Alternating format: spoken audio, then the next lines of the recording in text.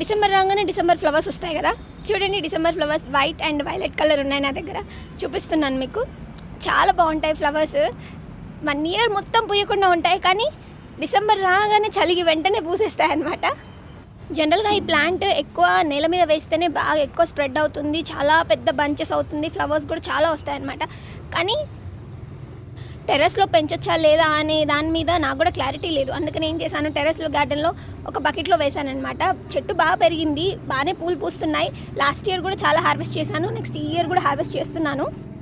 కాకపోతే ఏమవుతుందంటే ఈ ప్లాంట్ తొందరగా ఆల్ఫైడ్స్ లాంటి వాటికి ఎఫెక్ట్ అవుతుందన్నమాట. లీవ్స్ చూసారా మీరు, చాలా వరకు లీవ్స్ మీద మీకు వైట్ కలర్గా కనిపిస్తుంది. అలా వైట్ కలర్స్ వెనకాల ఆల్ఫైడ్ ఇన్సెక్ట్స్ అనేది ఉండి మొత్తం ఆకును అలా పీల్ చేస్తున్నాయి, వైట్ కలర్గా మారిపోతున్నాయి ఆకులన్నీ, అండ్ తొందరగా రాలిపోతున్నాయి. వీటికి వాటర్ కూడా చాలా ఎక్కువ ఇవ్వాల్సి వస్తుంది ప్లాంట్స్కి. ఇలా ఈ ఇన్సెక్ట్స్ అఫెక్ట్ అవ్వకుండా ఫంగిసైడ్స్ లాంటివి స్ప్రెడ్ చేస్తే మాత్రం, వాటి మీద స్ప్రే చేసామనుకోండి, ఇంకొంచెం ఎక్కువ ఫ్లవరింగ్ వచ్చే అవకాశం ఉంది. మీరు కూడా మీకు డిసెంబర్ ప్లాంట్ వేయాలనుకుంటే ఈ డిసెంబర్లో ట్రై చేయండి, ఇప్పుడైతేనే కలర్ వెరైటీస్ తెలుస్తుంది.